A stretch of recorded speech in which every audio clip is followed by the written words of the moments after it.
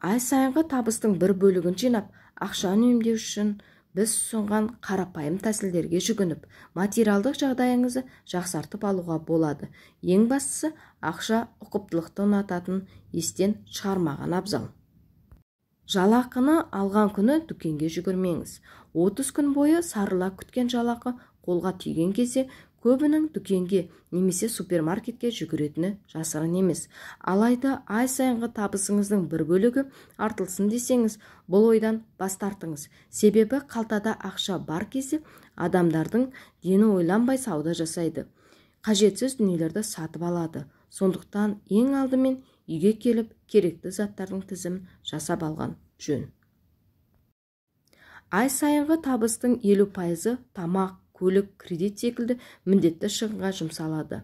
Ал 20% депозит ретінде сақтап қойыңыз. Қалған 30% өзіңіз үшін.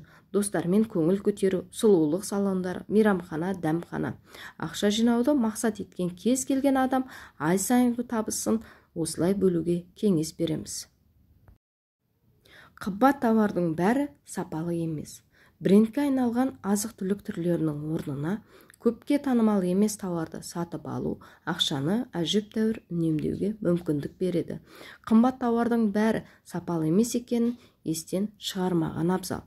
Мәселен, денеге жағатын крем немесе йогуртты сатып алмас бұрын оның құрамына назар аударып, бағаларын салыстырып шығыңыз. Әр тиынды жазып жүру. Өз бюджетіңізді жоспарлау пайдалы іс. Табыс пен шығынды күнделікті жазып отыру арқылы ақшаның қайда жұмсалып отырғанын анық білуге болады.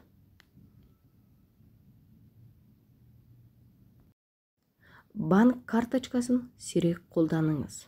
Қазір адамдардың көбісі ыңғайлы әрі сенімді болғандықтан банк картасымен есеп айырысуды жөн көреді.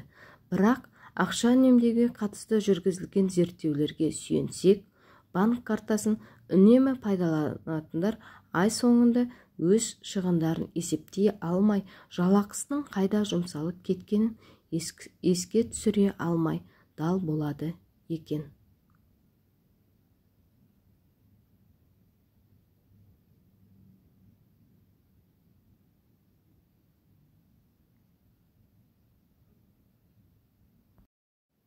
Себебі кез келген жанға амияндағы қағаз ақшадан гөрі көзге көрінбейтін цифрлармен қош айтысу жеңілірек.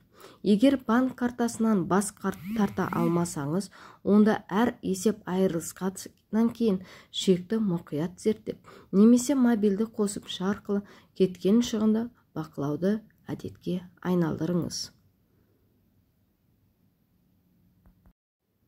Сондай-ақ, сізге қызмет көрсететін банктың ақшасын жинауға қатысты қандай қосымша сервистері бар екенін біліп алған артық етпейді. Комиссия ретінде кететін ақшаны да азайтыңыз. Егер сіз бөтен банкоматтан ақша шешіп алуға бел болсаңыз, бұл қызмет үшін үстіне пайызбен ақша төлеуге дайын болыңыз. Бір қарағанда ол сізге ұсақ-түйек болып көрінуі мүмкін.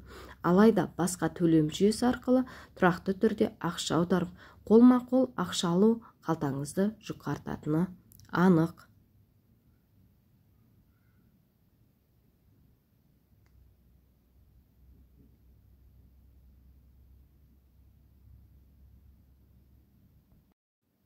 Копилка. Қанша жерден қарабайыр көрінсе де өте тиімді тәсіл. Өзіңізге үлкен әрі әдемі ақша жинайтын сандықша сатып алыңыз. Оған тек ұсақ тиын-тебен ғана емес, қағаз ақша да сиятын болсын. Күтпеген жерден табысқа кенелсеңіз, оны міндетті түрде сандықшаға салып қойыңыз. Айталық, жалақыңыз өсті. Ай сайынғы табысыңыздың 10-15%-ін копилкаға жіберіңіз. Ақша үнемдеуге көмектесен өте қарапайым тәсіл. Бір нәрсені сатып алмас бұрын өзіңізге мына 5 сұрақты қойыңыз. Бұл қажеттілік пе? Жоқ әлде менің қалауым ба? Маған дәл осы нәрсе керек пе? Мұны пайдаланып жүргенімде көз алдыма елестете аламын ба? Мұны қаншалықты жиі қолдана аламын? Уақытымды сарп етерлік дүние ме? Қажетсіз заттарды сатып жіберіңіз. Ақша жинаудың тағы бір әдісі көптен киілмеген бағалы киімдер немесе пайдаланылмай тұрған электроника, тұрмыстық техникаларды сатып жіберу. Ол үшін арнайы сайттарға хабарландыру жарияласаңыз болғаны. Тіпті бұл заттардың кімге керегі бар деп санасаңыз да хабарландыру беріңіз. Сатып алушы күтпеген жерден пайда болуы мүмкін. Көлік. Ай сайынғы шығындардың тізімінің алдыңғы қатарында тамақтан кейін бензин мен жолақы тұр. Жазда аптасына 2-3 рет көлікті үйге қалдырып, жұмысқа велосипедпен баруға болады. Денсаулыққа да, қоршаған ортаға да пайдалы.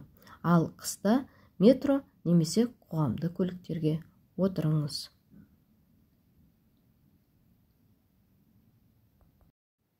Зиянды әдеттерден арылу.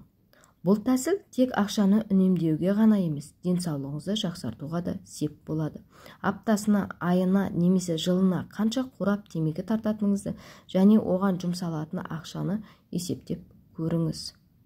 Осы зиянды әдеттен арылсаңыз, осынша ақша қалтаңызда қалар еді. Тамақты үйде пісіріңіз. Мейрамхана, дәмханалардан тамақтанғанша үйде тамақ пісіруді әдетке айналдырған абзал. Себебі қызметкерлердің дені түскі асты жақын маңдағы дәмхана, мейрамханалардан ішіп, ай сайынғы жолақысын бір бөлігін соған қалдырады. Сондықтан ертеңгі түскі асыңызды бүгін кешке үйде дайындап арнайы контейнерге салып қойыңыз. Мұның өзі әжептәуір ақша үнемдеуге алып келеді. Ақылы хоббиді тегінге ауыстырыңыз. Егер сіз ақша төлеп спорт залға барып, немесе фитнеспен айналысып жүрсеңіз, бүгіннен бастап саябақта жүріп, таза ауаға жаттығуға кеңес береміз. Сыйлықтарды қолдан жасаңыз. Сыйлықты қолдан жасап та ақша үнемдеуге болады. Еңбек пен уақытты сарп етіп, өз қолыңмен жасалған сыйлық ақшаға сатып алынған дүниеден қымбат емес пе? Оның үстіне қазір интернет желісінде идеяларға тұнып тұр.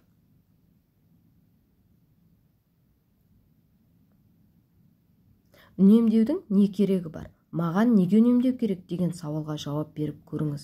Біріншіден, егер сіздің айқын мақсатыңыз болса, керексіз шығындардан бас тарту керек. Екіншіден, үнемдеудің кейде бас тартып, болашақта кірісті көбейту үшін қазір көбірек шығындану немесе көп шығынды құтылу керек секілді.